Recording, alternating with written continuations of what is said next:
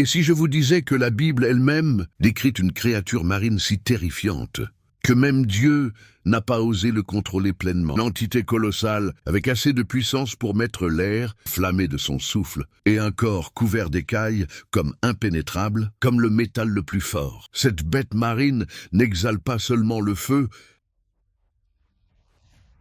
et peut-être, juste peut-être, ça existe toujours, caché dans les profondeurs les plus sombres de l'océan. La Bible même que tu connais, remplie d'enseignements de foi et de morale, détient dans ses contes des secrets si dérangeants que beaucoup préfèrent ne pas les mentionner.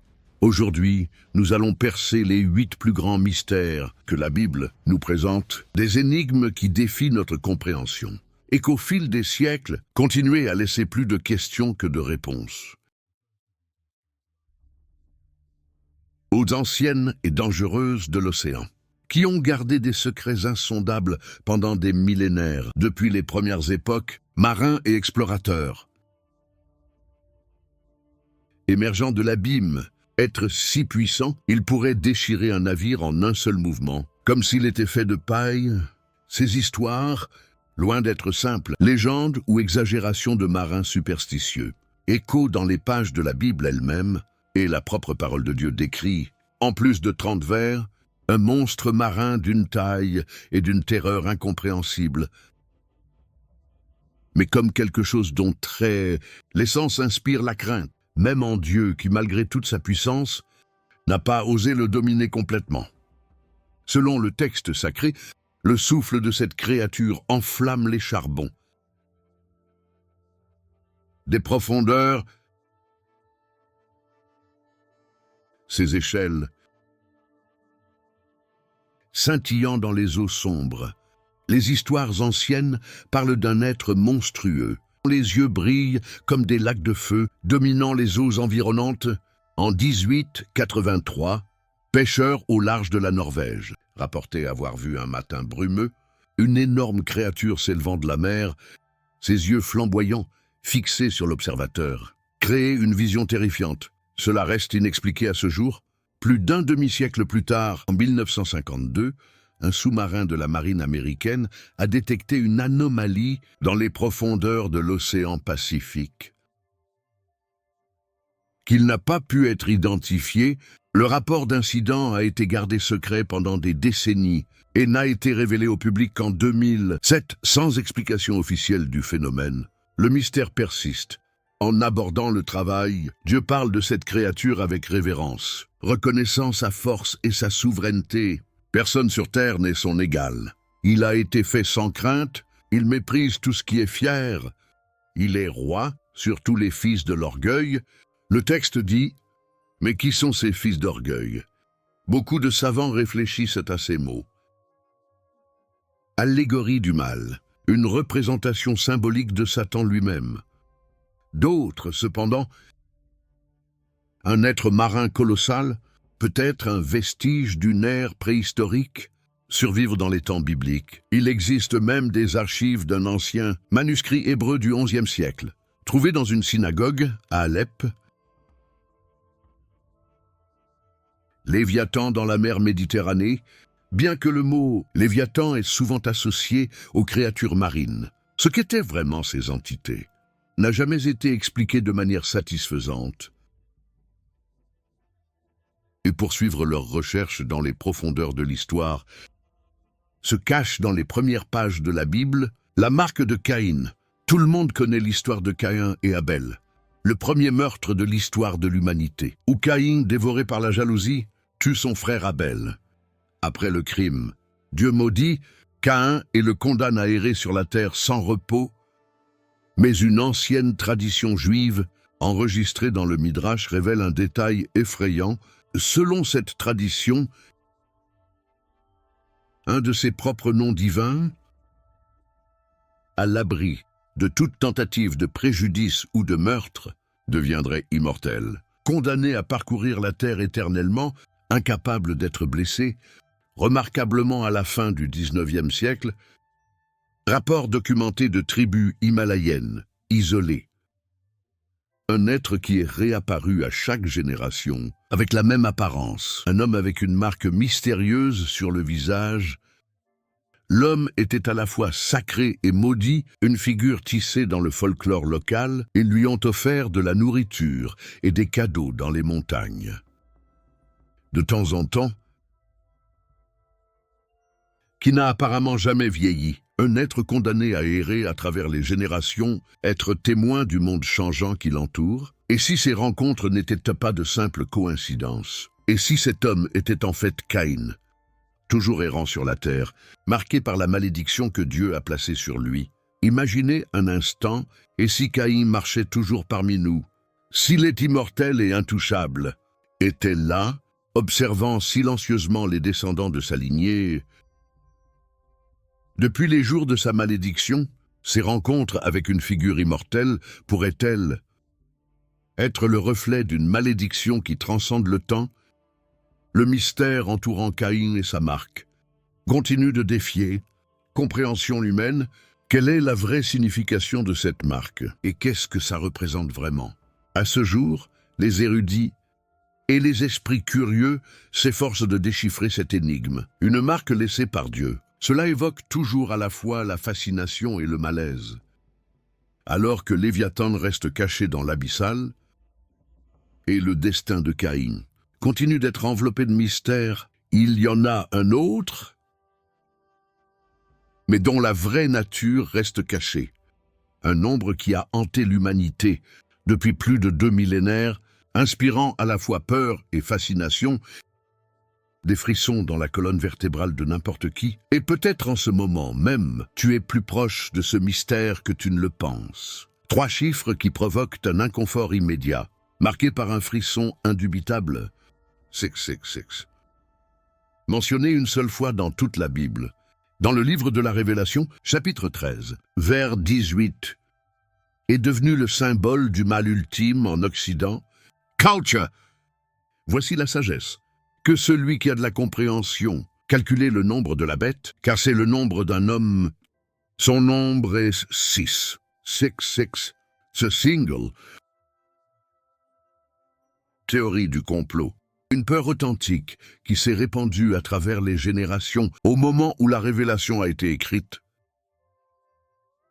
Il représentait aussi des lettres, un système appelé Gématria par les Hébreux et Isopsophie par les Grecs. Cela a conduit de nombreux chercheurs à croire que le nombre 6, un déguisement pour le nom d'un empereur ou d'un oppresseur, dirigeait quelqu'un dont le règne apporterait d'immenses souffrances.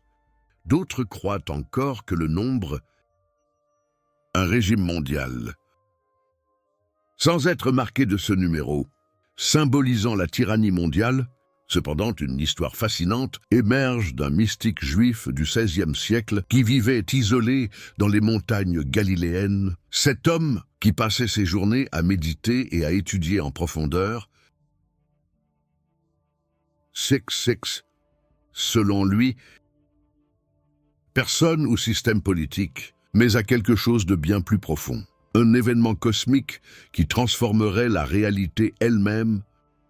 Ce manuscrit, découvert des années après sa mort, était partiellement carbonisé et les dernières pages, qui auraient expliqué tout l'événement, avaient été détruites par le feu. Ce qui a été vraiment révélé dans ce manuscrit, et si le secret qu'il contenait n'a pas encore été dévoilé, guider l'humanité à comprendre quelque chose, alors que la signification de 6, il y en a un autre, un mystère qui nous conduit à un livre scellé de 7, mais ce qui se trouve dans ce livre très significatif. Si important qu'il a fait un apôtre pleurer à l'idée qu'il pourrait rester scellé pour toujours. Beaucoup pensent que ce livre est le livre de la vie, contenant les noms des sauvés, les élus qui hériteront du salut. D'autres suggèrent qu'il représente l'acte à la terre, perdu quand Adam a péché, et maintenant pour être racheté par le Christ. Pourtant, l'apôtre étudie ces pages, mort dans des circonstances mystérieuses, et les fragments de son étude ont disparu sans laisser de traces. Et si le sceau final est sur le point d'être brisé, révélant des visions encore plus extraordinaires que ceux qui ont secoué les anciens prophètes, l'un des plus intrigants, qui dans sa vision décrit 4 créatures vivantes, chacun avec 4 visages. Un lion, un bœuf, un homme et un aigle. Visage humain, c'est êtres aux visages multiples. Au fil des siècles, certains suggèrent qu'ils représentent des extraterrestres, quelque chose que l'esprit humain ne peut pas encore pleinement comprendre. Que la description d'Ézéchiel est symbolique, représentation de la gloire de Dieu, transmise par des images que l'humanité pourrait comprendre, bien que lentement et imparfaitement. Les 4 visages pourraient symboliser les divers aspects du divin, la nature tandis que les roues accompagnent les créatures, et omniscience, le texte biblique. Cheveux comme les femmes, armure de fer, courir dans la bataille, le plus terrifiant de tous. Ces créatures, avec leur immense pouvoir, causant de la douleur si intense que les hommes cherchèrent la mort, mais ne la trouveraient pas. Pourtant, ils ne pouvaient pas nuire à la végétation. Ces êtres pourraient-ils être une métaphore? Une pandémie dévastatrice, ou peut-être une vague de torture psychologique, induite par des technologies encore inconnues? En 2003, lors de fouilles dans les grottes de Qumran, où les célèbres rouleaux de la mer morte ont été trouvés, qui semblaient représenter les mêmes créatures. Cette découverte, vraiment vue, et si ces visions pourraient être plus que symboliques, plus que de simples représentations de la gloire divine, ces créatures pourraient-elles faire référence à quelque chose de réel? Alors que nous contemplons, qui semble défier les limites de notre compréhension, un être aux proportions colossales, dont les pieds reposent sur la mer et la terre, présence si vaste que son ampleur transcende toute réalité connue. Sa voix résonne comme le rugissement d'un lion, faisant trembler les cieux eux-mêmes, et quand ça souffle, le son est si puissant qu'il résonne profondément dans le cœur des humains. C'est cet ange d'une force inégalée, puis fait résonner sa voix, ressemblant au rugissement d'un lion, et en réponse, 7 tonnerres parlent de leur propre voix, briser le silence du cosmos avec leur intensité. Jean l'apôtre, qui est témoin de ce céleste, se prépare à écrire ce que ces tonnerres ont proclamé. Pourtant, au moment même où il est sur le point d'enregistrer les mots, une voix du ciel l'empêche de dire « C'est l'air ce que les 7 tonnerres ont dit » et ne l'écrit pas. Qu'est-ce qui pourrait être si crucial, si puissant qu'il doit être prononcé par des tonnerres cosmiques, pourtant si sacré ou dangereux qu'il doit rester scellé? Que contenaient les mots de ces tonnerres qui, si révélés, pourraient provoquer un impact au-delà de l'imagination? Certains chercheurs suggèrent que les tonnerres ont pu se prononcer trop terribles pour être partagés avec l'humanité. Et connaissance profonde, quelque chose au-delà de notre capacité actuelle de perception, le mystère entourant ces mots scellés reste l'un des plus complexes de la Bible, nous laissant dans un état de questionnement constant. Peut enfin être révélé, puis l'ange, toujours avec son immense présence, lève la main au ciel et fait un serment solennel, déclarant qu'il n'y aura plus de retard. Mais qui ou quoi est cet ange colossal? Certains théologiens, apparaissant sous forme angélique, dans le premier chapitre de la Révélation, peut-être Michael ou Gabriel. Événement de l'histoire humaine. Une théorie moins orthodoxe, proposée par un physicien théoricien en 2015, offre une idée encore plus intrigante. Et si cet ange colossal représente une entité multidimensionnelle, un être qui existe simultanément dans des dimensions au-delà des 3, en raison de sa présence dans ces dimensions, dans notre réalité physique limitée, la théorie a fait remettre en question les physiciens et les mettre au défi de regarder au-delà des limites de... Et s'il existe un autre artefact, pas une créature, capable de changer le cours de l'histoire humaine, avec un mystère aussi profond que la création elle-même, l'Arche de l'Alliance est l'une des plus vénérées et des artefacts énigmatiques dans l'histoire biblique. Décrit comme un coffre en bois recouvert d'or, contenant les commandements donnés à Moïse, ce n'était pas simplement un objet sacré, représentation du divin, présence sur le peuple d'Israël. Mais qu'est-il devenu après ces apparitions? Dans la Bible, la dernière mention de l'arche se produit pendant le règne de Josiah, au 7e siècle avant J.C. Après ça, il disparaît mystérieusement des Écritures. Beaucoup pensent que l'arche a été prise par Babyloniens, soldats lors de la destruction de Jérusalem. Mais les dossiers ne sont pas clairs. Sous les ordres divins, pour le protéger de la profanation, la question qui reste sans réponse est « Où est l'arche aujourd'hui ?» Au fil des siècles, diverses théories ont émergé. L'un des points les plus intrigants de l'Éthiopie, où selon certaines légendes, l'arche a été portée par un fils du roi, Salomon et la reine de Saba, dans la ville d'Aksum, mais personne n'a jamais été autorisé à le confirmer. D'autres pensent que l'arche a été emmenée en Égypte, ou même à l'intérieur du mont Nebo, où Moïse est mort. Les spéculations suggèrent qu'il était caché dans les grottes de Qumran, ou même pris par les forces célestes, ce qui fait la disparition de l'arche. Encore plus mystérieux, c'est le pouvoir qu'il semblait posséder.